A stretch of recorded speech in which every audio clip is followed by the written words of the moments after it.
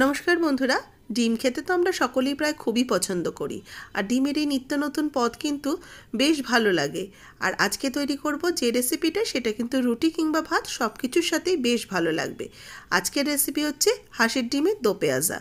এই দারুণ একটা রেসিপি আপনাদের কিন্তু ভীষণ ভালো লাগবে। রেসিপি ভালো লাগলে লাইক শেয়ার করবেন, যারা নতুন দেখছেন আমার চ্যানেলকে সাবস্ক্রাইব করে পাশে থাকা বেল আইকনটা প্রেস করে দেবেন। যারা ফেসবুক পেজ থেকে দেখছেন, পেজটাকে অবশ্যই করে ফলো করতে ভুলবেন না। আর রেসিপিটাতে অবশ্যই করে লাইক করে দেবেন। আর কোথা থেকে আপনারা দেখছেন সেটাও কিন্তু একটু কমেন্টস বক্সে জানাতে ভুলবেন না, ভালো লাগে জানতে এই কথাগুলো। এখানে আমি 4টে ডিমকে সেদ্ধ করে নিয়েছি। ডিমগুলো সেদ্ধ করে নেওয়ার পর ডিমের খোসাটাকে ভালো করে ছাড়িয়ে নিচ্ছি।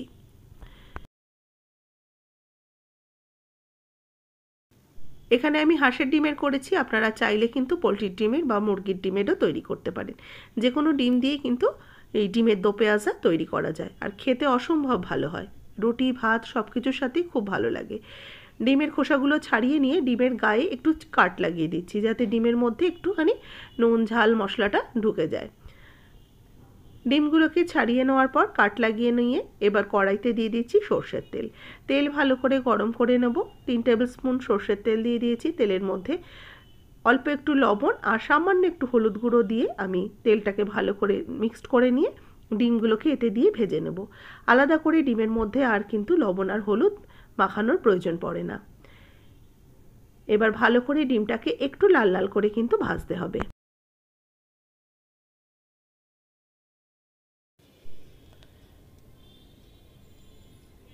ডিমগুলোকে দেখুন উল্টে পাল্টে বেশ চারিদিকটা লাল করে ভেজে নিয়েছি। এবার এই ডিমগুলোকে উঠিয়ে রেখে দেব।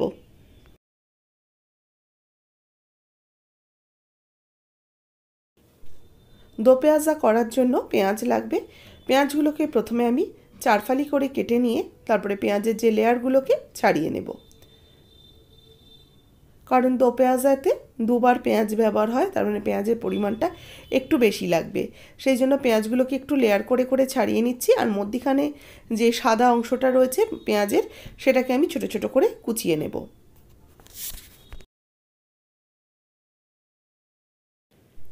দেখুন পেঁয়াজের এই ভেতরের যে ছোট অংশটা সাদা অংশটা, এগুলোকে মিহি করে কুচিয়ে নিচ্ছি। এর সাথে নিয়েছি ক্যাপসিকাম। ক্যাপসিকামটাকেও আমি কেটে নিয়ে টুকরো টুকরো করে কেটে নেব। ক্যাপসিকামটা যদি প্রয়োজন মনে করেন দেবেন, যদি মনে হয় যে টেস্ট ভালো লাগে না ক্যাপসিকামের, অবশ্যই বাদ দিতে পারেন। এবার আমি ওই ডিম ভাজার তেলের মধ্যেই ক্যাপসিকাম আর পেঁয়াজটাকে দিয়ে দিচ্ছি ভেজে নেওয়ার জন্য। পেঁয়াজ কিন্তু প্রথমে আমি কোচানো পেঁয়াজ দিইনি, পেঁয়াজ যেটাকে আমি লেয়ারগুলোকে বার করে নিয়েছি সেই পেঁয়াজ আর ক্যাপসিকামটাকে ভেজে নেব। আঁচ কমিয়ে ভাজবেন না, আঁচটাকে বাড়িয়ে রেখে পেঁয়াজ আর ক্যাপসিকামটাকে ভালো করে ভেজে নিতে হবে। আঁচ কমিয়ে ভাজলে পেঁয়াজ আর ক্যাপসিকাম নরম হয়ে যেতে পারে, সেটা খেতে ভালো লাগবে না। সেই জন্য একটু আঁচ বাড়িয়ে মিনিট খানেক ভালো করে নাড়াচাড়া করলেই হয়ে যাবে। এবার এগুলোকে তেল থেকে উঠিয়ে রেখে দিচ্ছি। এবার ওই তেলের মধ্যে আর একটু তেল অ্যাড করব।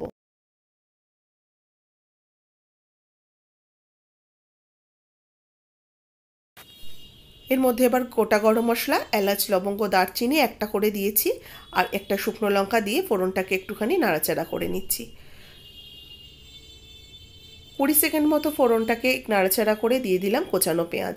এখানে আমি আরও একটা পেঁয়াজ কুচিয়ে দিয়েছি, মানে যেগুলো আমি পেঁয়াজের ভেতরের অংশটা দিয়েছি দুটো পেঁয়াজের, আর তার সাথে আরও একটা গোটা পেঁয়াজ কুচিয়ে আমি এর মধ্যে অ্যাড করেছি। এবার এই পেঁয়াজটাকে ভালো করে একটু ভেজে নেব। পেঁয়াজটা বেশ একটু হালকা করে ভাজা হতে শুরু করলে দিয়ে দেবো আদা রসুনের পেস্ট। আদা রসুনের পেস্ট 1 টেবিল চামচ অ্যাড করলাম। এবার ভালো করে আদা রসুনটাকেও কষিয়ে নিচ্ছি।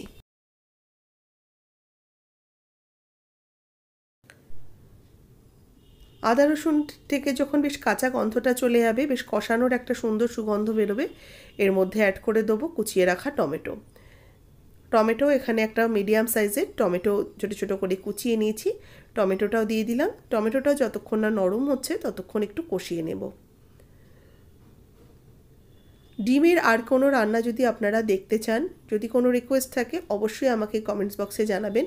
চেষ্টা করব আপনাদের সাথে সেগুলো শেয়ার করার।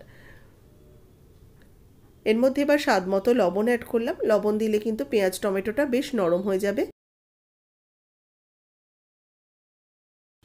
এবার কিছু গুঁড়ো মশলা দেব। হলুদ গুঁড়ো দিয়ে দেবো 1 টিস্পুন, দেব জিরের গুঁড়ো 1 টিস্পুন, ধনের গুঁড়ো 1 টিস্পুন, লঙ্কার গুঁড়ো 1 টিস্পুন, মানে ঝালের জন্য দিলাম, আর 1/2 টিস্পুন দিয়ে দেবো কাশ্মীরি রেড চিলি পাউডার। এই সমস্ত মশলাগুলোকে একসাথে ভালো করে কিছুক্ষণ কষিয়ে নিচ্ছি। গুঁড়ো মশলাটা দেওয়ার পরে মশলার সাথে ভালো করে কষিয়ে নিয়ে সামান্য একটু জল অ্যাড করব যাতে মশলাটা ধরে না যায়। দেখুন আস্তে আস্তে মশলাটা কিন্তু কষানো শুরু হয়ে গেছে আর তেলটাও ছাড়তে শুরু করেছে। এবার এর মধ্যে অ্যাড করে দেবো ডিম।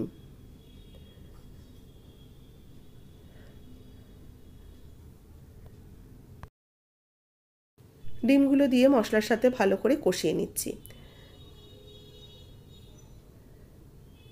মিনিট খানেক সময় ধরে ডিমটাকে মশলার সাথে কষিয়ে নেওয়ার পর দিয়ে দেবো ঈষদুষ্ণ গরম জল। 1 কাপের মতো ঈষদুষ্ণ গরম জল দিয়ে এটাকে ভালো করে মিক্সড করে এটাকে ফুটতে দেব। এবার ওপর থেকে দিয়ে দেবো ক্যাপসিকাম আর পেঁয়াজ কোচানো। ক্যাপসিকাম পেঁয়াজ কোচানোটা দিয়েও ভালো করে ডিমের সাথে মিশিয়ে নিচ্ছি।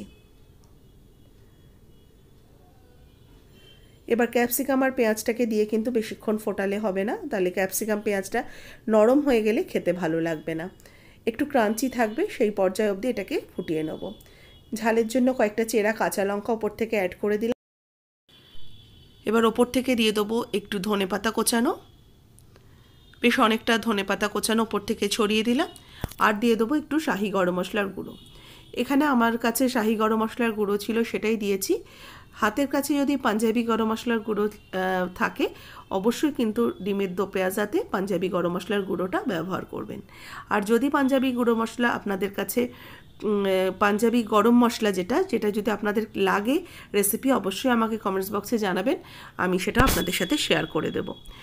তৈরি হয়ে গেছে ডিমের দো পেঁয়াজা। অবশ্যই করে এই রেসিপিটা ভালো লাগলে লাইক করবেন, শেয়ার করবেন। যারা নতুন দেখছেন আমার চ্যানেলকে সাবস্ক্রাইব করে পাশে থাকা বেল আইকনটা প্রেস করে দেবেন। রুটি কিংবা ভাত দুয়ের সাথে কিন্তু বেশ ভালো লাগে। ফেসবুক পেজ থেকে যারা দেখছেন পেজটাকে অবশ্যই ফলো করুন, রেসিপিটাতে একটা লাইক দিন, আর কমেন্টস করে জানাতে ভুলবেন না কেমন লাগলো আর কে কোথা থেকে দেখছেন আমার আজকের এই ভিডিওটি।